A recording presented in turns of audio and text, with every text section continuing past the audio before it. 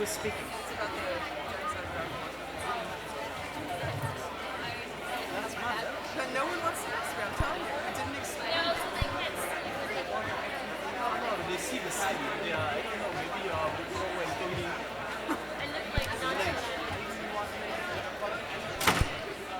you think you get to ask questions on my what you have to say.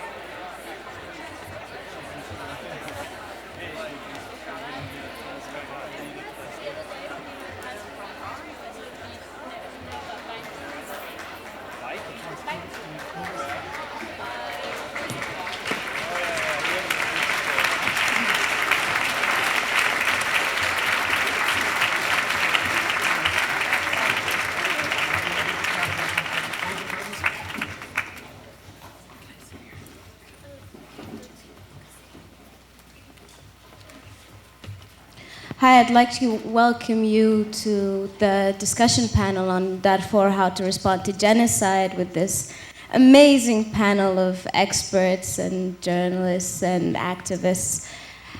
Darfur is a complex issue. Darfur in its complexity and its tragedy cannot possibly be covered in an hour and a half or an hour, but hopefully this amazing panel of people will provide you with what you need to know, which is what needs to be done, and provide you with possible solutions about what can be done about Darfur. And I'd like to introduce Michael Ignatieff, who is the director of the Carr Center, to begin the show. Thank you. That is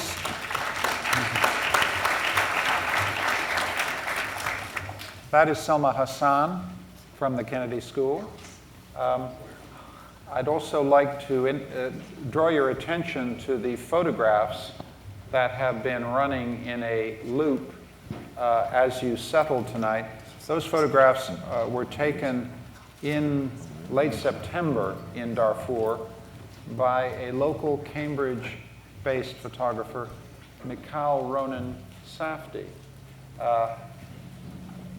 One thing to say about still photography is that if I had to put my money on the people who have made the most difference in the last century in making human rights issues and abuses salient, unbearable to the world, I would single out not the writers, not the intellectuals, not the journalists, but actually the stills photographers. And so Mikhail Safdie belongs in a very long tradition of human rights activity. I want to introduce the panel very quickly and get down to business. Romeo Dallaire, General Romeo Dallaire, a fellow at the Carr Center, who was force commander during and in the middle of the Rwanda genocide. Omar Ismail, who is a Sudanese exile, head of an important Darfur NGO advocacy group based in Washington. John Prendergast, who works for the International Crisis Group and is an Africa expert and has been in and out of Darfur for a very long time. And finally, Samantha Power, a lecturer at the Kennedy School and author of the Pulitzer Prize-winning A Problem from Hell, and also someone who's written recently about Darfur in The New Yorker. That's the panel. And instead of spending a lot of time telling you what you already know, which is that Darfur is one of the most serious humanitarian crises in Africa and in the modern world, instead of telling you that you should feel extremely outraged about what's happening in Darfur, we will proceed beyond that to something tougher and I think more important, which is what do we do now? What policies, what strategies, what forms of intervention are going to make a difference in Darfur, both in relieving the immediate humanitarian crisis and then moving us towards more enduring, long-term political solutions in Sudan. how can we craft policies, thinking carefully, that will actually make a difference and stand the test of rigorous analysis? That's what I'd like to do for the next half an hour till 6:45. And then at 6:45, we'll open up the mics and we'll have about 15, 20 minutes of discussion. And then I'd like to close the forum between 5 and 10 past 7 tonight. That's the program. So, to the question, because you're the Sudanese member of this panel, you are on the hot seat, Omar. If you were asked in very succinctly to say what you believe your people most need in terms of international action, strategy in response to this crisis, what would you say? First, let me thank you, the school, and the distinguished panel here. I would put it in one word, or two actually, peace building. And the peace building to me has two components. One of them will address the need today, and the other will be something that we will look for in the future. And the peace building that is going to address the first component today is providing security for the IDPs and the refugees that are there. There has been a shift since the crisis started. It was the humanitarian crisis that everybody knows about, and we have seen all over the world these pictures. Then we understood the security problem. It is part of the humanitarian crisis itself. And Samantha and John and everybody talked about how these people in these camps are frightened. There is no security for them. The people cannot venture a few yards out of the IDP camps. So it is important that we provide security for the people. In this, we can bring in the African Union, and my colleagues can talk about this in detail. We can talk about the help that the international community can give the African Union to make their mission doable. The other part of the peace building, I'm from Darfur, born and raised in Al-Fashir, the capital of Greater Darfur, and I've seen all my life how my people address their conflicts. There is something that is Darfurian, and I believe it is Sudanese or maybe African. In many parts of Africa, there could be somebody who will have the same example. People differ in so many ways. The nomads come into the farmland, and there will be some conflict between these two groups. And the elders of this group and the elders of this group sit under a tree and they talk it over. And probably the elders of a third group will come in just to mediate. And they call it Judea. Judea in our colloquial Arabic in that area is arbitration. So the people talk it over and they say, okay, you destroyed the land, you are going to be fined 10 cows. So the nomads will pay, vice versa, they will say, you pay 10 sacks of grain to the nomads, and it's done. The intervention of the government in the conflict in Darfur that destroyed this kind of arbitration, this kind of ways and means by which people resolve their conflicts. If we are going to build on this, and bring in the new aspects of conflict resolution and post-conflict from Harvard, from Princeton, from the University of Oxford. And somehow we have a hybrid of ways and means to address our conflicts in our local communities. That is going to be a recipe for a sustainable peace in the future. You're picking out two themes here. One of them is you can't fix the humanitarian disaster that has resulted from systematic ethnic cleansing and eviction of populations. They've been driven into refugee camps. You have to provide them with effective security, and you seem to be saying that in fact the international community is feeding people, but it has not fixed the security problem. That's in the short term, but you're also saying in the long term that the entire community arbitration structure that regulated conflict over resources and land in Darfur has to be rebuilt and has been destroyed by Sudanese government action. Absolutely. This Okay. is essential evidence. John Prendergast, addressing those two particular, the short term, getting the security protection of populations at risk right, what needs to be done to fix that? And do you have any thoughts about these longer term root causes things that will have to be changed? Thanks, Michael. First of all, it's good to know that there are 26 other major league teams in professional baseball, because obviously if you were a Yankees or a Red Sox fan, you simply couldn't, in good conscience, be in this room right now. You'd be in some bar watching the game.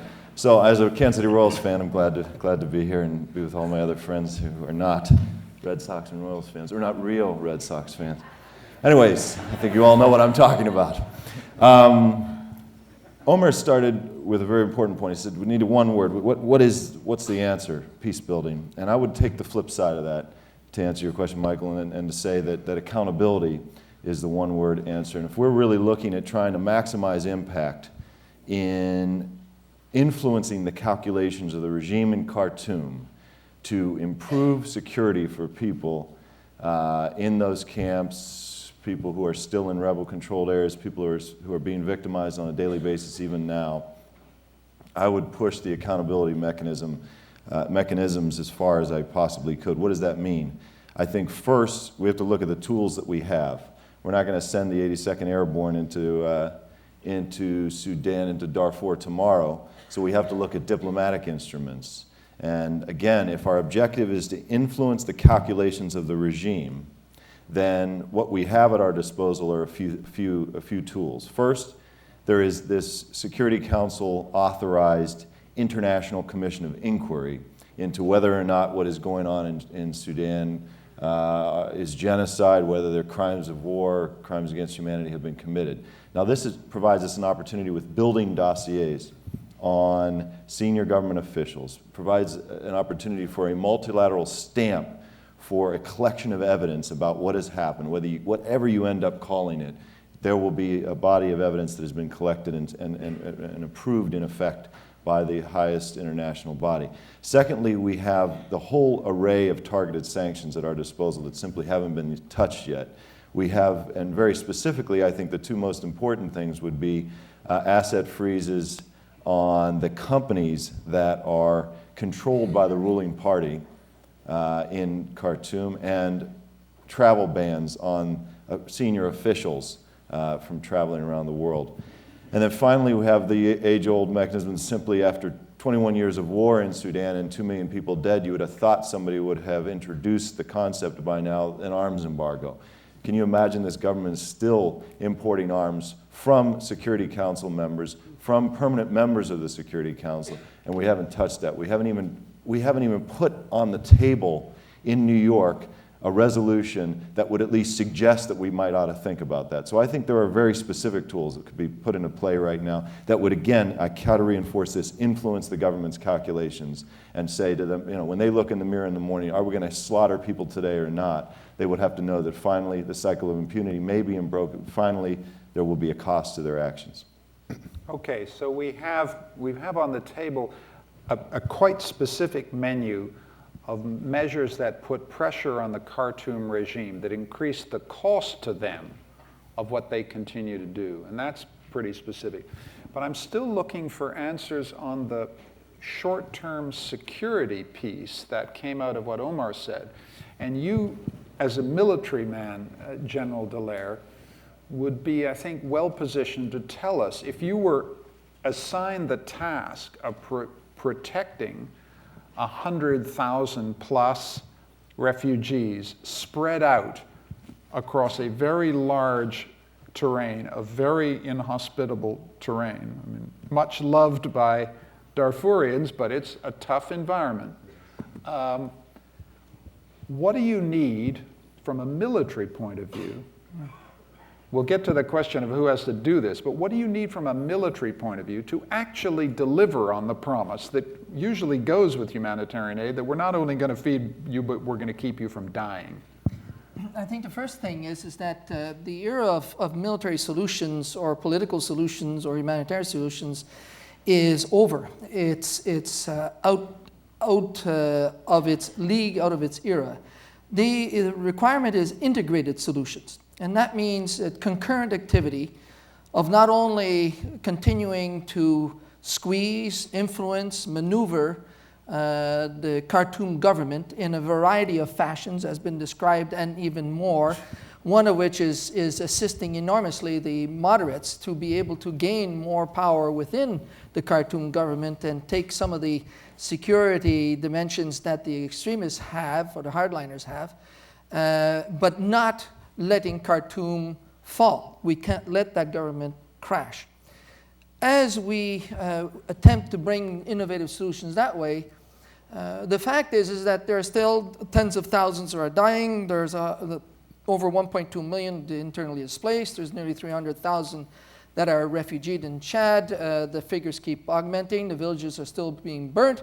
And so any solution that is fixed on trying to work out a series of solutions that don't speak of intervention is nothing more than exactly the repeat performance of Rwanda, in which we spent a lot of time, even when the genocide started, of debating and discussing and pondering different means of intervention, discussions on whether it's genocide or not genocide, and it all was irrelevant, because ultimately people died and nobody came. And what is going on right now is exactly the same thing. We're debating and discussing, but nobody is coming. Nobody is actually establishing an atmosphere of security as a minimum, let alone saving Darfurians.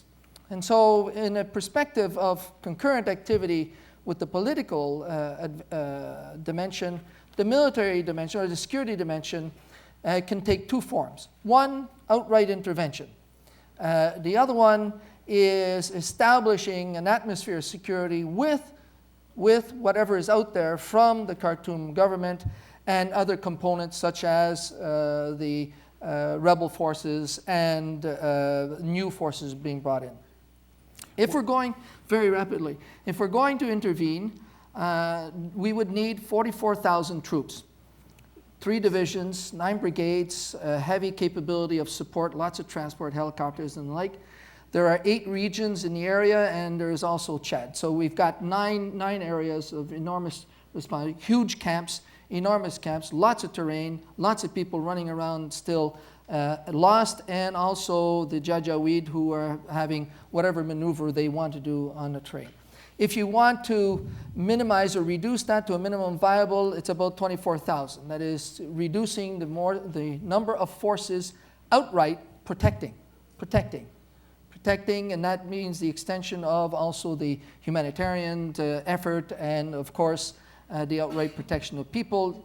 And if you want to go the other route, which is a route in which you want to work with the elements of the Khartoum government, that is to say, not protect, but in fact observe, monitor, report, have a presence, not a 24/7 presence, but have a presence, and establish a sort of moral reference that the rebels and the Janjaweed will operate from, then you can go with about 10,000 or the minimum about 4,000, which are observers with troops protecting them.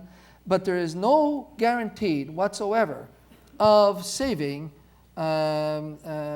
Darfurians in that scenario unless the Khartoum government is willing to work with. So one option is get into Khartoum, build a concerted effort with them to build a security capability, which means a security that is not protection, outright protection, but a security of monitoring, observing, and reporting.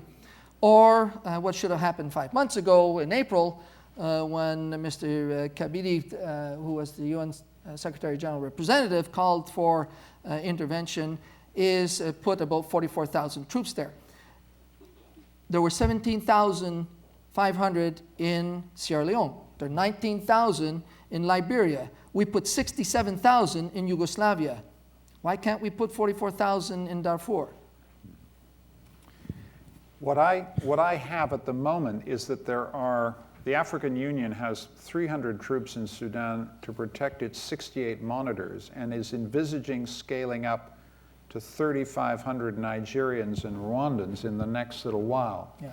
This doesn't, on either scenario, this doesn't look like it's going to do it. No, it needs a multi-national force and a force that has troops from competent backgrounds and capabilities to sustain themselves in support or backboning the African Union troops with the big powers providing nothing more, providing a strategic lift, sustainment capabilities, and of course some specialized information like satellite photos and things like that that we need to move people around. But not going in.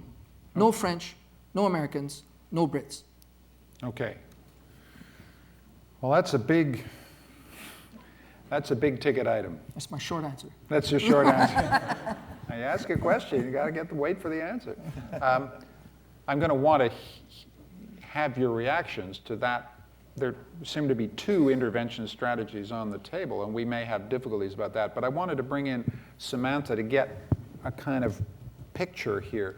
And I'm wondering whether, Samantha, you could talk about your sense of the Khartoum regime. One of the things that's very striking about your reporting this summer was, and when we've talked about it, is your sense of the vulnerabilities, the political weaknesses, the situation of the Khartoum regime. What is it about the Khartoum regime that we need to understand? What weaknesses, vulnerabilities do we need to exploit, we meaning the international community, in order to get things done here? I actually don't think I'm the best person to answer that question. I think John might be, but I'll take a stab at it, and then maybe if I could just come back also to a couple of things that I think can be done, short of Romeo's worthy 44,000, states somehow suddenly become different and behave differently and suddenly start caring about African scenario. So first, Michael, to your question, the Sudanese government's response to the pressure that began mainly in North America, either in the forum of the UN or really spearheaded by Washington, was to say, we will disarm the Janjaweed, we will disarm the Janjaweed. And this was the line. So they did a masterful job framing the question as if there was this sort of unruly, uncontrolled group of elements out there that just needed to be incapacitated and neutralized, rather than framing it as we tried, but failed to really frame it for the ordinary reader and viewer and voter, which is as a Sudanese government assault, a Sudanese government ethnic cleansing campaign that happened, incidentally, to use men on camelback as their proxies. So the first thing one has to say about them is they're damn good, and they're very seasoned at framing their counterinsurgency strategies, which usually take the form of ethnic cleansing or genocide, in ways that make it look like somebody else is the problem and that they're the solution. So that's point one. Point two, the officials in the government are remarkably interested still in maintaining their name internationally. And that's why I think John, again, is the best person to speak to this, because he's been watching this regime over the course, since '89, basically, since they took over. And thus, very accessible. So wanted to give their side of the story, wanted to show that they'd arrested members of the Janjaweed, their nemesis as well, The problem was when I met with the head of the Janjaweed, Musa Hilal, and traveled with him in Darfur, so sort of baddie number one on the US war crimes list, I traveled on a Sudanese government military helicopter.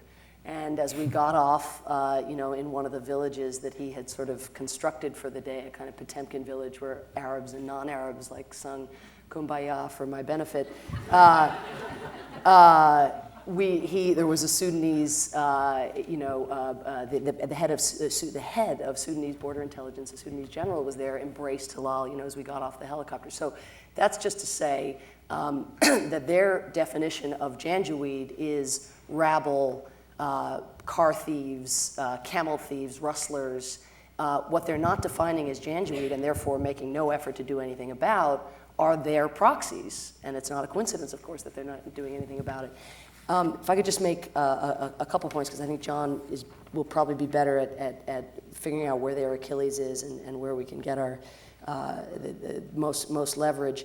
I just want to say a word about something that can be done quickly, and that's really sort of outrageous that nobody has made this a priority. Humanitarian access has improved dramatically. There are these 2 million displaced within Darfur itself. They are now, thanks to people like you, calling your congressman, writing letters to the editor, op-eds, et cetera. The noise has produced really, really heightened demands for access, which produced political dividends. And again, this is John's point, pressure works. When we demanded access for the aid workers, for the macaroni, for the sheeting, we got it. When we really turned up the heat and we knew what we wanted as a united front, it's much easier to be united on macaroni than it is on 44,000 troops, however.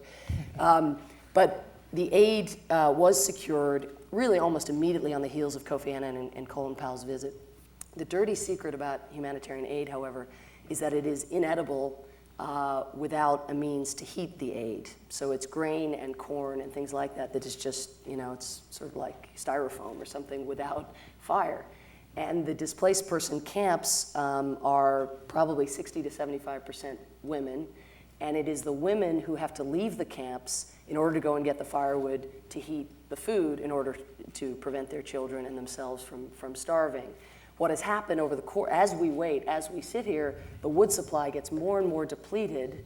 The further it basically used to be wood, now it's depleted there, they go further.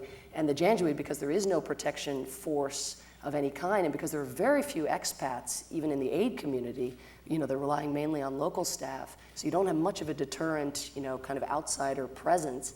The women are walking further and further, and the Janjaweed are just patrolling the perimeter, and of course one of the key tools of this campaign of ethnic cleansing, and it's not a kind of sort of testosterone-induced piece of collateral damage associated with ethnic cleansing, it is a tool of ethnic cleansing, is systematic rape. So as we sit here, the women are having to walk further and further and further. So just again, in terms of short-term solutions, actually making firewood or kerosene or some kind of device, which is kerosene would require training, and obviously is going against the grain in terms of the culture. But that's an example of a kind of quick hit. And then on the question of, just to pick up on Romeo's point about the international presence that is required, 4,000 African Union troops are now en route, allegedly, to Darfur. This was an agreement that was just secured last week. The Nigerians and the Rwandans have taken the lead on urging the Sudanese government to allow those so-called, I don't even know what they're calling them, ceasefire monitors or peacekeepers or whatever in. The mistaken strategy that they are now taking is that they are going to spread them out all over Darfur. And I think one of the things you see, you mentioned that there are 300 troops there now. I was so stunned in going there.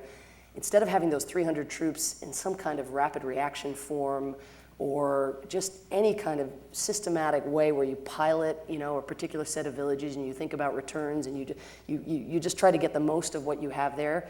What you have are the 300 spread out across 6 sites in Darfur, and I'm sure they're going to replicate this with the African Union force that comes in. So that means 50 at each of the 6 sites. There are 3 shifts for each, each whatever it is, I forget the unit. I'll use unit because battalion, division. But each unit, has its own shift, each patrolling sort of mechanism. So you'll have, let's say 10 clerical people for every 50, and then you have that 40 divided by 3. Suddenly you're stuck with, 12 monitors, and because they're armed, 6 of them are at any one time controlling the perimeter of the camp and controlling their way. So you basically have 6 people with guns going out, again, a province, a region the size of France. So don't do that would be another tip for the... Okay. The little point about firewood highlights something that I think was in the interstices of something Romeo Dallaire said, which is, if you're going to do this right, you've got to break down the divisions between military pieces and humanitarian pieces and political pieces. You've got to have military people who understand the security implications of a firewood shortage, would be one thing that comes out very clearly for me. I'm just wondering whether, John, you could speak to the issue that I put on the table originally, which is, how to understand the political context that the Sudanese government is facing, and whether there are dimensions of their political situation, the situation in the south, their geopolitical situation, their relation to other Arab countries, their situation in Africa, any way we can understand their situation that would allow external actors to improve their performance, coerce them more effectively, and I'd like to get Omar in on that as well.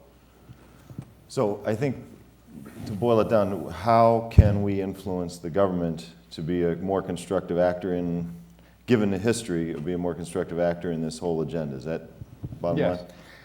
Well, the history, I mean, it requires, I think, a brief study of Sudanese history of the Sudanese government and what it responds to, and I think that we have some very good examples, very briefly, in the 1990s and early in this century, of very, very important responsiveness on the part of this regime. It's not the Taliban. It's not led by Saddam Hussein. These people are pragmatists.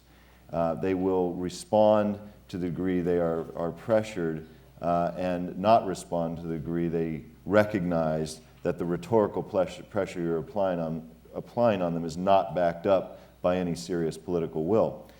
When there was serious political will with respect to Sudan, which I think has happened twice since '89, since the regime took power, well, actually 3 times, we saw very substantial movement. The first example, and this then, take these examples and apply them to the present, is during the 90s when the government of Sudan hosted Osama bin Laden. It allowed bin Laden to incubate the al-Qaeda commercial infrastructure. They created a number of commercial and political ties with senior members of international terrorist organizations, and allowed them to move around on Sudanese visas and allowed them to establish training camps in Sudan. It was a serious issue. The U.S. put him on made him one of the 7 countries internationally on the state sponsors of terror list. And in response to some very specific pressures, some very specific punitive measures against the government, unilateral sanctions by the U.S., comprehensive unilateral sanctions, and Security Council sanctions, which were slowly being ratcheted up, a very pathetically small but yet important steps towards, again, some measure of accountability. And the government, they threw bin Laden out, they dismantled the al-Qaeda infrastructure, cut most of the ties. It's not a paradise at this point in terms of no links with terrorism. There's still some problems, but it's a sea change. And that was because of some very specific things. There are a couple of other examples, particularly 2001. After September 11, the government feared that it would be the next one on the list. It moved. So I think those are the kind of things, what we have is 18 months now in Darfur of an ethnic cleansing campaign unrivaled since we've seen in '94 in Rwanda in Africa, which has elicited not one punitive measure from the international community. We have not imposed one measure. In fact, we've sanctioned the rebels through the Security Council. It's upside down. It's Alice in Wonderland. We're not dealing with this government the way we have to. And then Powell goes out, and President Bush goes out and calls it genocide, uses the word, abuses the word, and then sends a diplomat to Khartoum to say, don't worry about it, we're working with you, this is a domestic problem we have. And just slicing the legs out from under the Genocide Convention and what ought to be what shred is left of our moral authority. So I think that that we really have to stop talking the talk, we're not going to walk it. Omar, I'm wondering whether you could speak on this question of pressure. Romeo was saying it can't be, soldiers from the Western liberal democracies, really. And behind that is a sense that it's terribly important to put pressure on, but it's so easy for this regime to say a bunch of meddlesome whites with bad colonial stories. It's so easy even to play religious cards into this.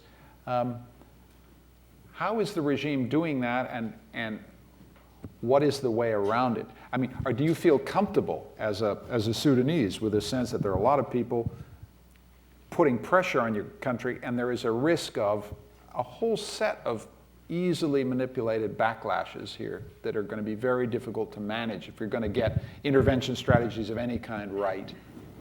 The government of Sudan is very adaptive, very articulate in terms of, convincing the local constituency inside the Sudan that these guys, these are the Zionists, these are the imperialists, these are the people who are against Islam. And by doing that, they tied three things together that are not supposed to be tied. That is their own future with the future of the country, with the existing of Islam anywhere in the world. Mm-hmm. So these things never go together. But right. they manage in doing that to alienate the other people and to, for somehow, even though they did all these bad things inside Sudan for the last 15 years, but it's still people can believe that this government is standing up for something. Mm-hmm. Unfortunately, the international community, like John was saying, and everybody knows, Secretary Powell in the same breath said this is genocide, and in that same, page, I think he was reading, and he was saying, but we are not going to do anything. And that is sending a bad message to the government in Sudan because they understand pressure and constructive diplomacy, which I, some way see it paired with coercive diplomacy work in terms of the Naivasha agreements. The protocols were signed in Naivasha about July of 2002, and then we started with the government of Sudan a slow process to reach the 6th protocol that were signed May 26th of this year. So it took us about 22 months to reach signing protocols. We are yet to go to the details of it to make it a comprehensive peace agreement. So the between the North and the South. Between the North and the South, right. Which we are trying in a way to create some sort of environment like that in the West. If we are going to in Darfur to negotiate with the government of Sudan in Abuja, we are going to either say, let us tie this to Naivasha and get similar results out of it, or this is going to be separate, but it's going to be a la mode de Naivasha, so that we can get some sort of contribution of the Darfurians into the wealth and the power in the nation.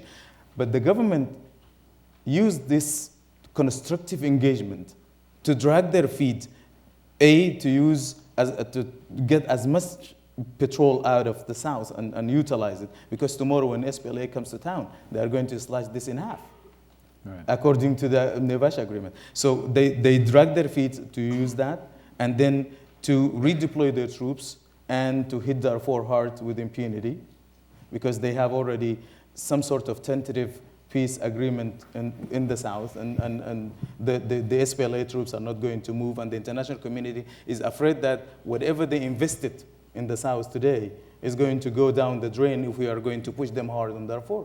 So do you see this kind of manipulation that the government of Sudan is playing? I think that, if I may, is fundamentally the government of Darfur, the government of Khartoum, yes, slip of the, has maintained the initiative throughout this.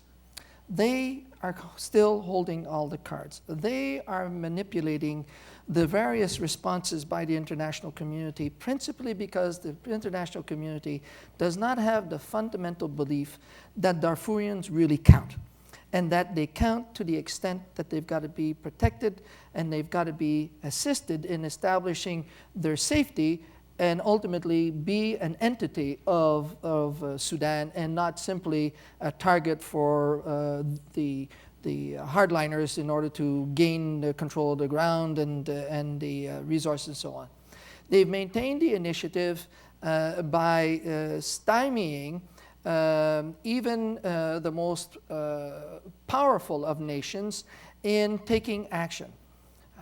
The United States went out and said it was genocide. That is an interesting scenario, which is totally contrary to what happened in Rwanda, where the United States was the last one to recognize genocide, and the government finally got a lot of heat in '94. Now it went out and said it right off the bat, and generally speaking, the media are not putting the heat on the government to do something about it. They've sort of said it's a genocide, and we're maneuvering around it without without forcing the government to actually take action in line with a genocide. And we're spending a lot of time debating it. It is my impression that unless you can, with the political or diplomatic and political influence that's going on in Khartoum, unless you can have a concurrent activity that's integrated with a security force and humanitarian effort in order to establish a certain modicum of stability there and prove to Khartoum that people are not suffering anymore. No matter how much you want to make them suffer, no matter how much you want them to be destroyed or so on, it's not happening because we're there. And by the by, it might be good business that with us out there and you established in the international community a more magnanimous position of saying, no, we worked with these people and we stabilize it, and so now, let's carry on with the country. The scenario in North-South is right now in peril because Museveni, nobody's squeezing him. And Museveni with the SPLA are still fiddling, and there's still weapons going around the border. The LRA is being supported by Khartoum, and they've also launched a number of offenses recently. And so you've got this tenuous exercise going down there. You've got this avoidance by the international community of really wanting to commit to stabilize the Darfur, and you got Khartoum that's holding all the cards. We have not been able to articulate the initiative. We've not been able to outfox them in trying to bring the solution while we're trying to stop the killing, trying to stop the suffering that's going on, because concurrently the people are still dying. And to me, we're still very much fiddling unless we either intervene with a more or less agreement of Khartoum, like the OU. And also, if I may just say... But isn't it an implication of what you're saying that 44,000 troops looks like a lot of troops, but the political implications of 44,000 troops are huge. That is, it would seize the initiative from Khartoum, is what you're saying. It would change the dynamic. But it would say, we have the will to do something here. So it's time to stop messing around. That is, the rationale of a very large deployment, presumably of African states and with middle powers, with some strategic support. The chief reason for it, in your view, is to change the political dynamic, not merely to change the humanitarian system, but to change. Now, I mean, we have a model. We have a model for doing just that, in where the initiative is seized in the wake of a whole sort of series of rounds of hoodwinking and so on, and that's East Timor. Very, very parallel situations in the sense that the Indonesian government sort of probably in its own mind now mistakenly agreed to allow a referendum for the people of East Timor.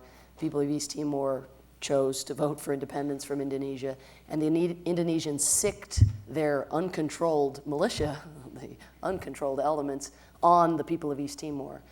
It took the world a long time. There was a lot of there was no advanced plan. It was a classic sort of UN mission where you hope for best case scenarios and don't plan for worst and don't have any contingency planning. So we sort of watched 2,000 people being killed, the entire, at that time, province, I guess, of East Timor being completely destroyed. Every building in the place was burnt down.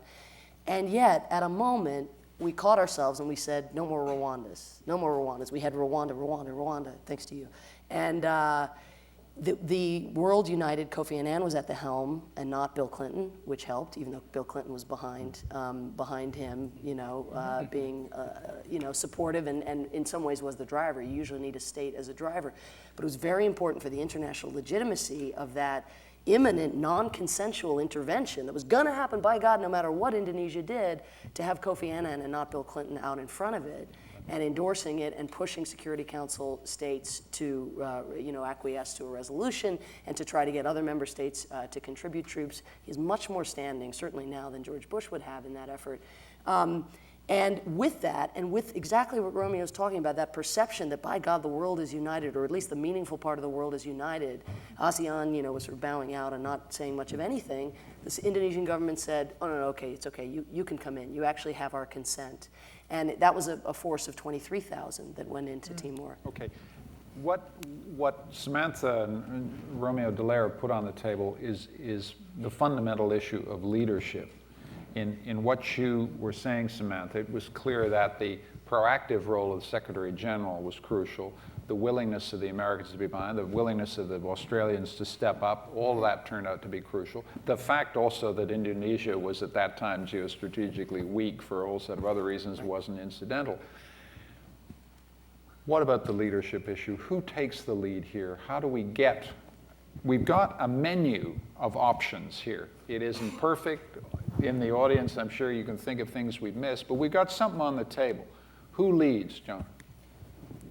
I agree with Samantha that it's a UN lead that is absolutely necessary, a multilateral lead. Now that, by definition, is going to be highly problematic because of all of the reasons that everybody knows and most of you are studying about or have lived in some mission or another. But we need, I think, the Secretary General to take the lead on this and be very clear about what our objectives are in Sudan. I don't know if anybody could recount to you what our objectives are in Sudan. Some people would say we need to have a, we got to get that peace deal done between the government and the rebels. Some people would say we got to have security. What does that mean? And I think that that if we are clear about the objectives, which would be, I think, very clearly a comprehensive peace process that concludes very shortly. It's all doable. There are not major issues that are dividing people at this point. The blueprint, as Omar has said at the beginning, is there in the model that the IGAD peace process is elaborated for the government SPLA war. That model can be applied to Darfur and to other parts of the country. So a comprehensive solution, again, that requires the political pressure that we've all been talking about. But then what do we want with respect to this whole arena of security? What do we use the international force for if we're going to apply international force, and then how do we get it? And I think in the end of the day, I would argue strongly that a reversal of ethnic cleansing, that a reversal of what has happened in effect, it should be what we're about, that people ought to go back to their homes, be able to go back to their homes safely and securely, as the bottom line, as what we're trying to do. And how do you do that then? That then influences what Samantha's talking about. That influences the deployment patterns. We're no longer now just groping for some kind of a cause, which is what they're doing right now. I'm very, very concerned that this entire exercise of sending African Union forces into Darfur is going to be a sort of lowest common denominator deployment. Hey, the AU showed up, planted their flag, did something, and monitored some ceasefire. Well, the ceasefire is not the problem. It's not. Women are not being gang raped. Men are not being shot. People are not dying of malnutrition and disease because the ceasefire is being violated. It's because the government of Sudan has a very systematic policy of destroying all forms of the civilian bases of all of its opposition. In other words, the counterinsurgency strategy of draining the water to catch the fish. So we have to stand up to that and say, no, we're going to ensure that people go back. So you deploy forces in ways that, and it's not going to be a big force. I don't think we'll get 44. I think we just got to keep pushing for more. We got to keep pushing for an internationalization of the African Union forces, the General Dallaire is saying, and we got to be very, very robust about it, but it has to come from the Secretary General. Omar, when you look at because you look at this from the American political context, from the New York UN context, what needs to happen at the UN? Who needs to lead to get the UN to do this systematic operation, which involves a peace process, which involves deployments? What is standing in the way of that? There appears to be, one hypothesis is what's standing in the way of it is intense resentment at the United States over Iraq, intense bitterness between Muslim countries and non-Muslim countries. The UN system is deeply divided at the moment, and that's the problem. What's standing in the way? How can we overcome the resistance at the UN to make the kind of strategy we're mapping out here happen? It is the leadership of the United States, without a doubt in my mind, because if what happened in Iraq is going to deter us, we have other examples like that. I was in Mogadishu when the Black Hawk came down. I was with the UN at the time. If we are going to be afraid because we went into a quagmire or a failed situation, and we cannot, use our moral imperative to go into another place to correct some wrong, then I don't know what kind of great country that we are talking about, and the only superpower in the world today. You took the lead in calling it genocide. You better put your wallet or your gun where your mouth is. And you go in there and do something about it. Because we cannot just call it genocide and sit back. We have to be able to negotiate our way into the United Nations. I know Russia and China, they are permanent states in the Security Council. They are not interested in this because of two questions. They have the question of their involvement in the investment in Sudan, be it in oil in the case of China, or be it arms in the case of Russia. And then also there is the bigger question of sovereignty. If we are going to authorize intervention in Sudan, they have to answer tough questions. Russia have to answer about Chechnya. China have to answer questions about Tibet and Taiwan.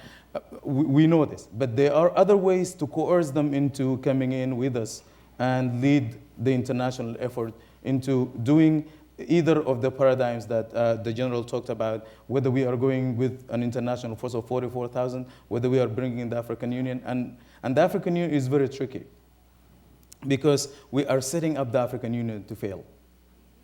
And tomorrow, 2 years down the road, we are going to look at the Africans. We give them everything, and they cannot even address a small problem like the problem of Darfur. If we are not going to give them the logistical support they need, if we are not going to give them funding, and I say funding, and if we don't give them the support of the world as such, in terms of the satellite, the eyes in the sky, and the technical and the command and control and all this, they are not going to do it. Okay. A quick comment from Romeo. I do want to underscore that point.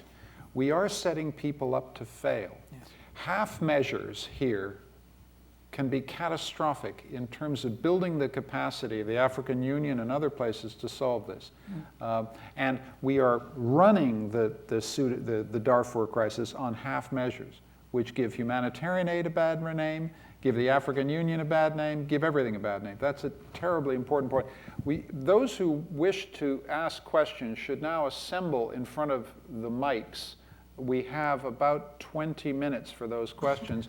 Romeo Dallaire had one concluding comment, and then we'll go out to questions. And the ultimate aim is exactly what John said, is get the people safely back to their villages and to be able to reconstitute their lives.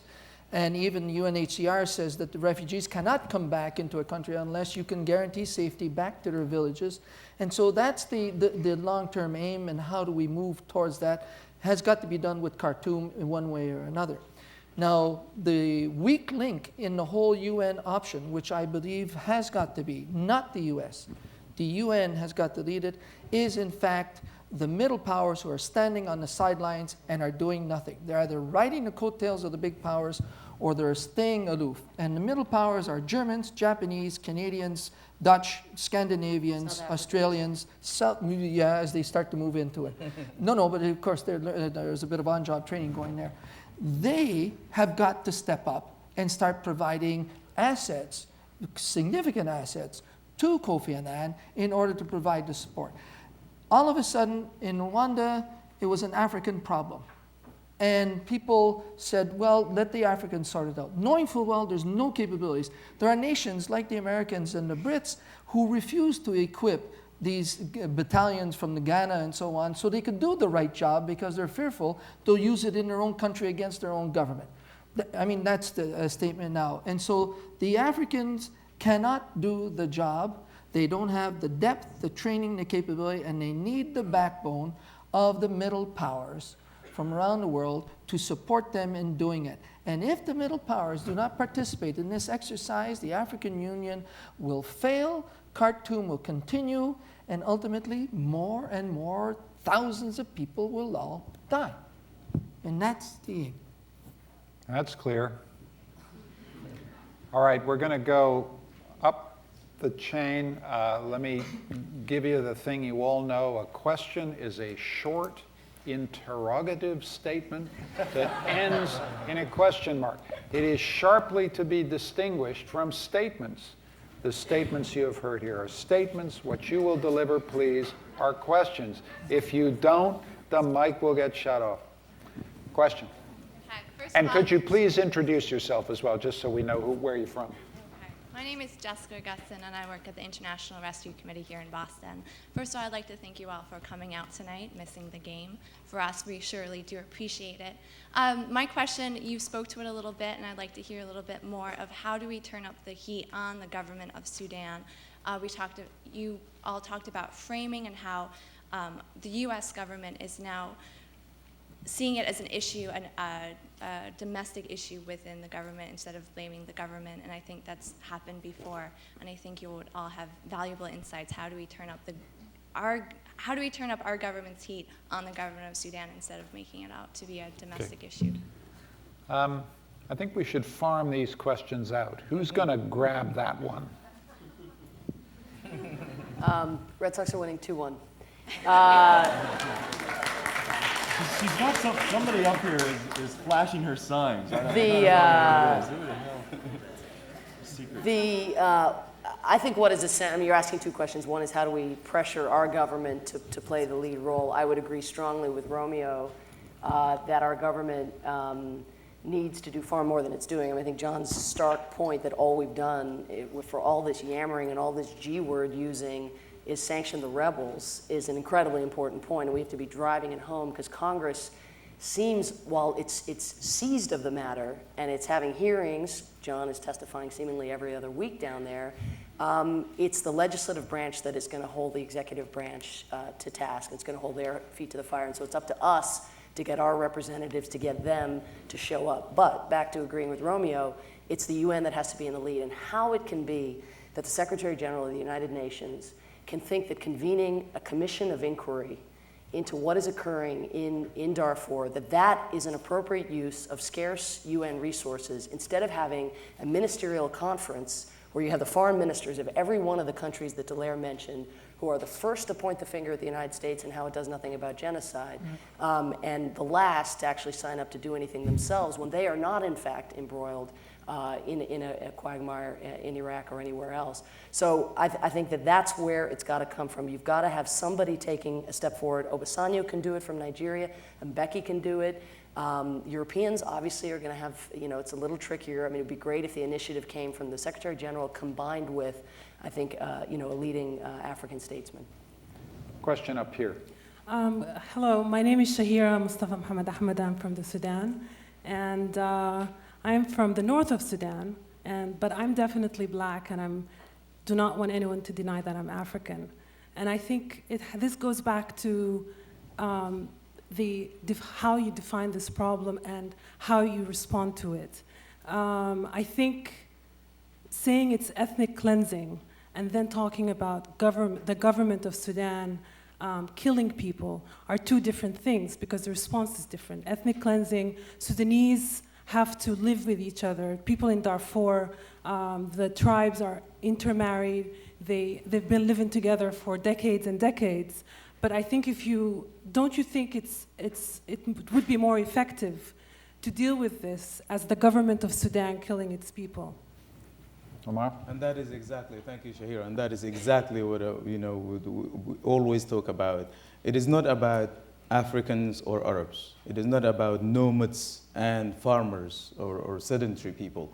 It is much more complicated than that. I will put it in a nutshell and say it is the failure of the successive governments in Sudan, most notably this government that is there, to address the economic and social aspirations of the entire population of the Sudanese.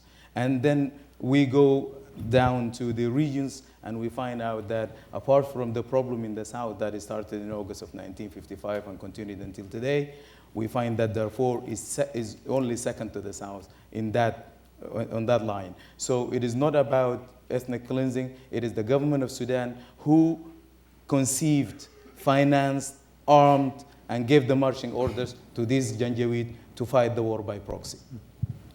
Question here. Hi. My name is Chaim Motzen. I'm a student at the business school and at the Kennedy School. Michael, you started the discussion by saying what should be done. And I'd like to sort of ask, as a student here, what practical steps can we take in order to do something productive in this matter? As students? As students right. at Harvard. Why not? I think the student body in North America is lethargic. I think the student body in North America is relatively sitting on its butt worrying about its future jobs and has lost its flame, its sacred flame of activism. And in that, it is surprising that there is not more of the academe or the student bodies of different levels are not joining or influencing some of the more significant NGOs who have strong political bents and orientations in giving them more voice and more support in trying to influence the governmental structures, the media, and also public opinion. And so it's just outright activism and joining in and enhancing what efforts are being done by a variety of people who are giving their lives and their dollars to live. All I would say, because we have so many questions, is look back to what the student movement did in the anti-apartheid effort.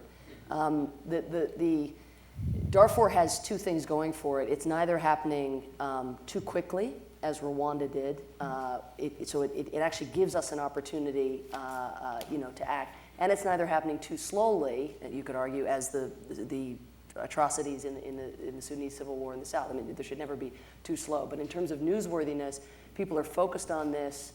I think the legislative piece of this cannot be understated. And there is an organization that's rallying students called SaveDarfur.org, or it's the Save Darfur Coalition. And I think it's just, www.savedarfur.org. And a graduate of the Kennedy School of Government, Rikin Patel, is the person who runs that network. And they stage protests, they picket members of Congress, they raise money, they bring refugees from Darfur to the United States to try to move people in person. So people are doing it, and just don't reinvent the wheel, latch on to those networks that exist, but do it here. Question here, and then I'm going to go back around. I think we're going to have time for one more go-round. Yeah. Yes, I'm Amy Smith. I'm with the Green Rainbow Party in the state of Massachusetts, and I work with the Peace Action Committee nationally with the Green Party. And my question is about the fact that our party is very concerned about intervention, particularly by the US, and the panel here doesn't quite include that perspective about how can you trust a government that's been involved in genocidal scale invasion and sanctions regime against Iraqis, for example, that was with participation of the UN, that was founded on a genocide right here of the native people and of the African people who were brought here enslaved, and slave wars killed up to some 50 million people in that process. So I don't want to, I'm sure this history is carefully covered at the Kennedy School of Government about the US's role in genocide, and unfortunately it didn't make it into your book, the US's role in genocidal practices in Southeast Asia in the Vietnam War. So how can that be trusted? Okay. That perspective is missing here. I'm very concerned about that. Okay. We can't. Go ahead. Ladies first. Red Sox fans first. The good news is you don't have to worry in Darfur. The United States is not going near it. It doesn't want to be there. It doesn't care. So that summarizes my point. You're not going to have to worry about an intervention for other reasons anytime soon. That said, I really do take your point. I mean, I think that Michael and I both have been involved in debates in this campus, and I think both feel strongly that the soiled hands argument can't disqualify a country from doing the right thing in an a la carte way. I don't think it disqualifies. That is, Dallaire, would the Rwandans have minded what Henry Kissinger did in East Timor in 1975 or in Indonesia with the communists if the Americans had come to help you do what you were trying to do? No, the Rwandans would not have minded. But the rest of the world doesn't see things the same way that the victims of the genocide do. And the lack of legitimacy around the use of US military power abroad is something that we all have to take very, very seriously. And the solution is, in the moment, do what you can about Darfur, but the larger question is, yes, stop torturing people in Abu Ghraib, stop supporting regimes that murder their own people. Absolutely, we cannot talk about one without the other, but in this forum, we only have an hour and 8 minutes to talk about Darfur. Okay. I gotta say something to Briefly, Romeo. the government of Khartoum is not a monolith. It is made up of moderates and hardliners, just like it was in Rwanda. And the moderates are the ones who need the support and need the support to attrit the hardliners. And we failed in doing that in Rwanda, which permitted the hardliners to run with the whole show. And I think the same thing is required now in there. And how to do that is, in fact, through the political pressures and strength of the big powers, but with other middle powers assisting in interpreting that on the ground. And I know my country is very much involved in it right now. Salma Hassan. Yeah, my name is Selma, and I'm in MPA ID2 at the Kennedy School. I had a question to underscore actually General Dallaire's point to John and Omar, if they can answer this. It goes back to this idea of putting pressure on this government and finding the Achilles heel with which to pressure them. And the National Islamic Front, which is the ruling coalition party, isn't the same party that took power in 1989. There's been a lot of changes, and I would argue that it's not even split two ways, it's split three ways. You have the Hawks, you have the Doves, and then you have those who are still aligned with Hassan al-Turabi, who's now under house arrest. It's a very complex internal political situation.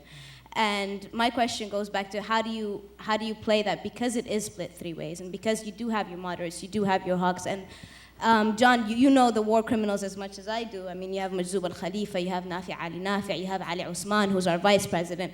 These are the ones at the forefront of the Darfur problem.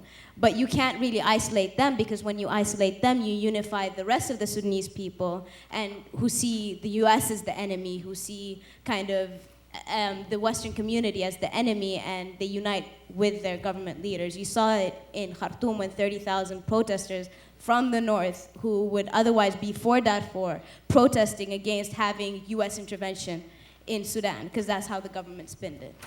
Who can speak to that issue? Your question was predicated, I think, Selma, on the concept well, let me answer it a different way. The war criminals are in charge. 15 years of the experience in this government has only allowed them to learn better how to kill more efficiently.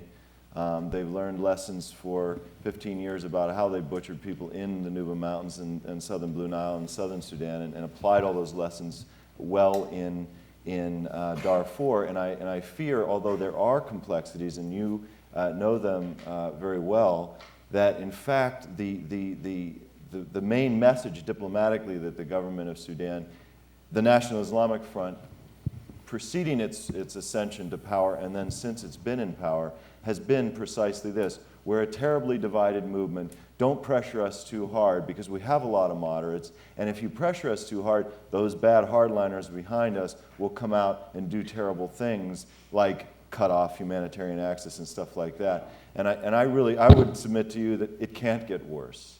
I think we can imagine Armageddons, but I think the people of Darfur in the south have experienced those. And so I feel very, very strongly we have to push the envelope, pressure these guys much more, and introduce the missing link in this entire thing, which has been accountability. Let's go up there. Hi, my name is Elizabeth Dixon, and I'm a student at Brown University. My question is how the signs that came out of Darfur prior to the escalation of the situation that we see today could have been more easily recognized and promoted, kind of put forth in our media, so that we could have actually prevented the scale that it's gotten to now, and how that might happen in the future to prevent genocides from beginning. Omar, can you speak to this issue of prevention? It does seem terribly important. The very organization that I now represent, Darfur Peace and Development, it started 4 years because of these signs. And for 3 years, I've been knocking all doors in Washington, trying to find somebody to listen to what is happening in Darfur today, and to try to help us out. No, the doors were shut. Because at that time there was one thing coming out of Sudan. It is the peace process in the south, and that is it. There is nothing that people talk about. And if you look at the segment of the news every day, even with the problem of Darfur today, and the issues that have happened in Sierra Leone or Rwanda before, we have the segment of news that is allocated for Africa is this small. And then it is all full of bad news anyway. But it might be divided equally on the continent of 53 countries and about 800 million people. So imagine how can that penetrate through everything that is going on in days like this. So it can reach you, and then you react to that. It is almost an impossible task, but there are people like us and my partners in crime here who are always working on this and knocking at these doors, and we try to get somebody to listen. Question up here. My name is Sarah Greenberg. I work at the Center for Health and Human Rights at the Harvard School of Public Health.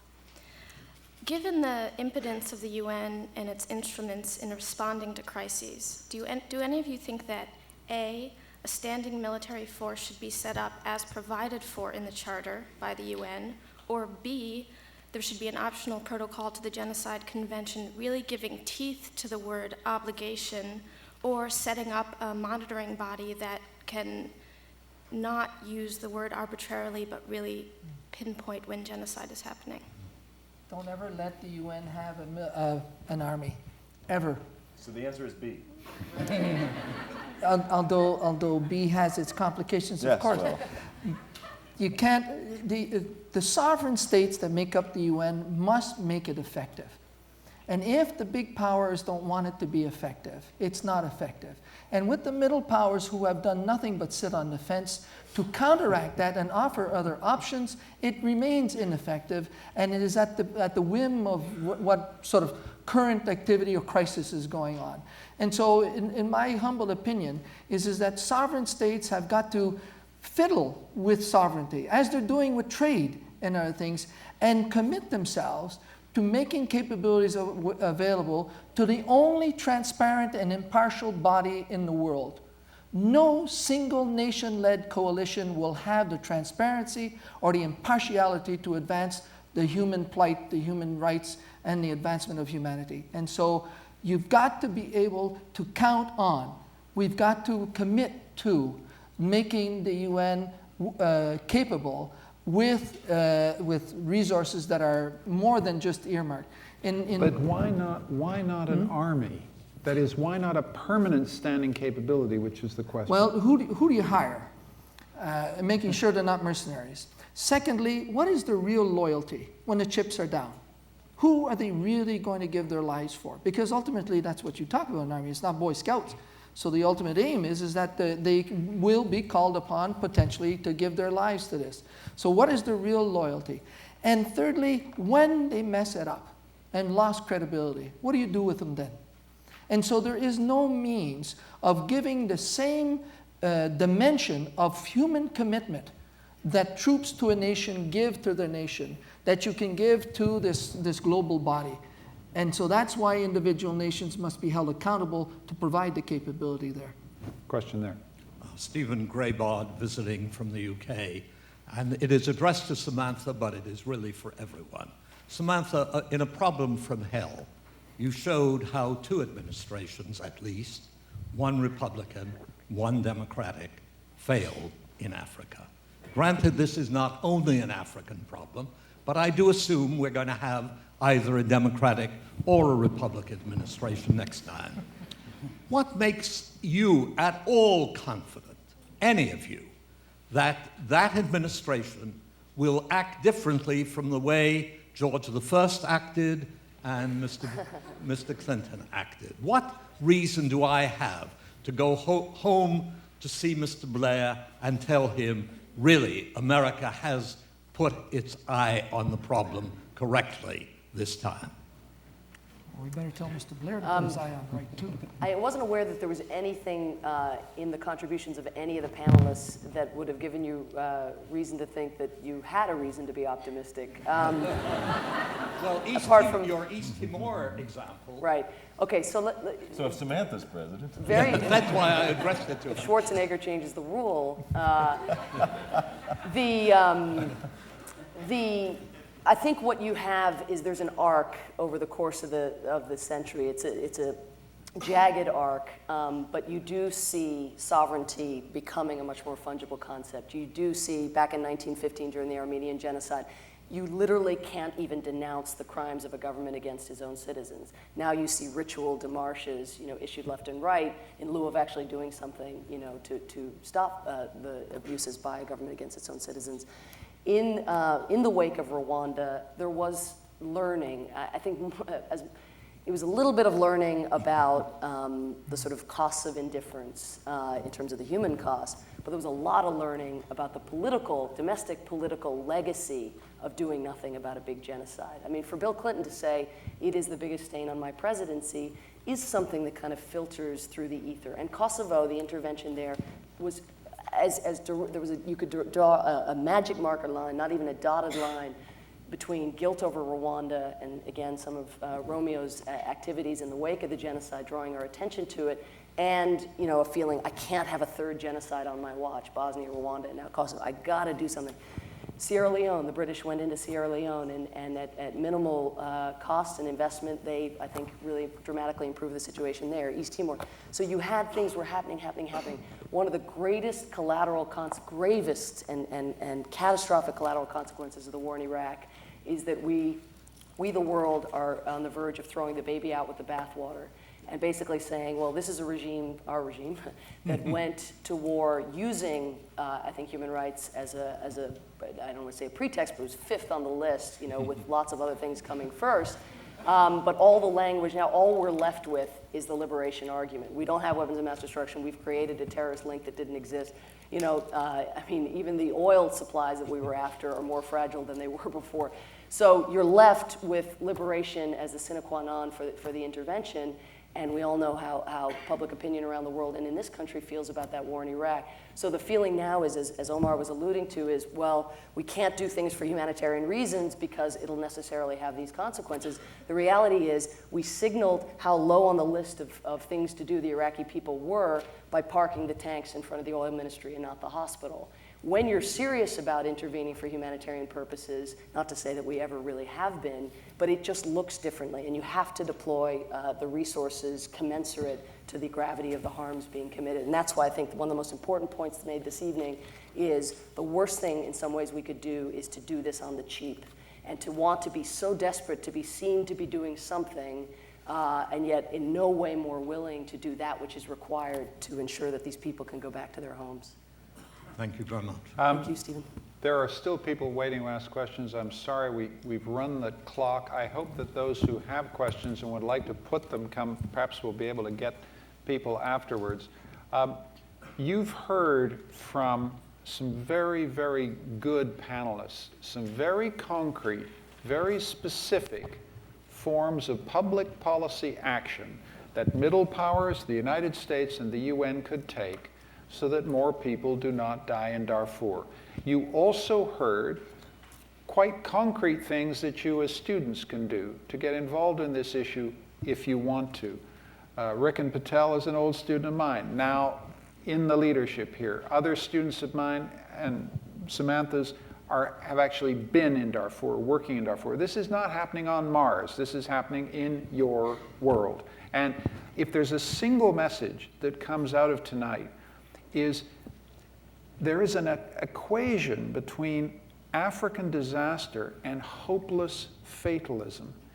This need not have happened. This can be fixed. It's just as clear as the hand in front of your face. And I thank the panelists for making that simple point so clearly and eloquently. Thank you.